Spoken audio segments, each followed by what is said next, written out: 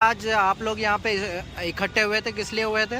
आज हम जो अरावली जंगल है, भारत के कई राज्यों में लगातार जंगल की कटाई उसको रोकने के लिए महामहिम राष्ट्रपति के नाम ज्ञापन दिया। आपने जो ज्ञापन दिया तो कलेक्टर वहाँ पे क्या क्या मांगे थी उसमें?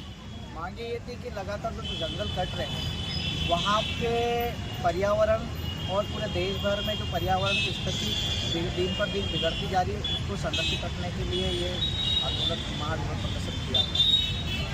ज्ञापन के साथ आपको आश्वासन कुछ?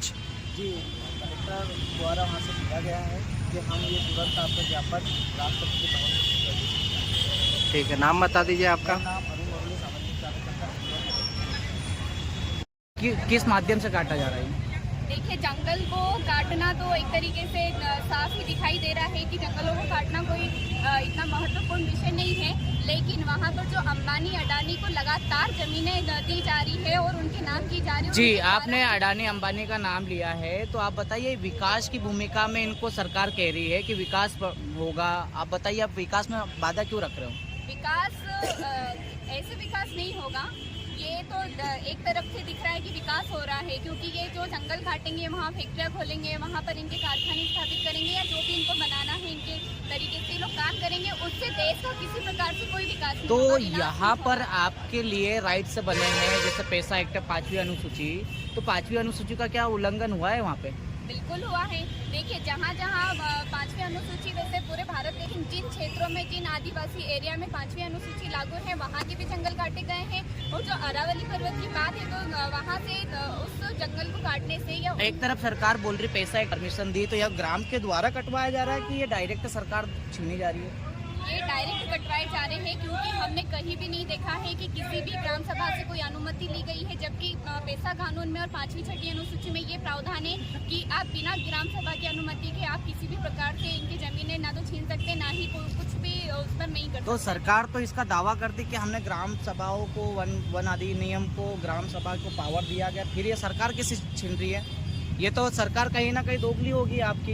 बिल्कुल सरकारें दोगली है ना, दोगलापन दिखा रही है। और इनमें काम करने वाले और इसमें जो कहीं ना कहीं हम ये भी देख रहे हैं कि जो आदिवासी नेता है या जो भी इन क्षेत्रों में नेता है, वो उन सबकी मिली भगत से ये काम हो रहा है।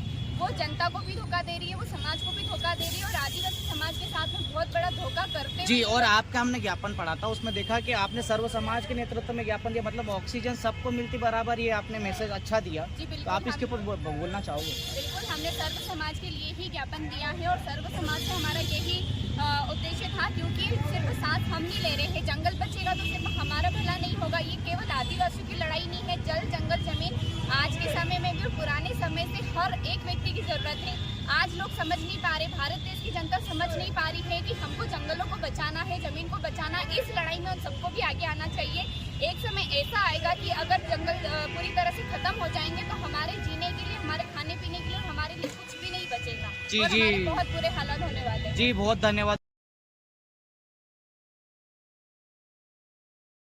जी, आपने जो यहाँ पे ज्ञापन दिया इंदौर में, तो वो किस मुद्दे पे दिया गया? आज हमने भगवान टटिया फेरी चौराहा से लेकर कलेक्टर ऑफिस तक, कार्यालय तक हम धरना प्रदर्शन, रैली प्रदर्शन करते हुए गए हैं।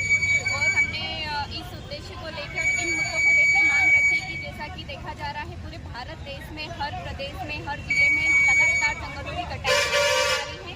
और अभी सुप्रीम कोर्ट का जजमेंट आया है जिसमें कि ये कहा गया है कि अगर में जो 100 फीट से नीचे वाले पर्वत हैं उनको काटा जाए, तो हम उसके विरोध में ये ज्ञापन हमने आज दिया है। न्यूज लगेगी सर, आगे वेट कर दीजिए। नाम बता दीजिए आपका।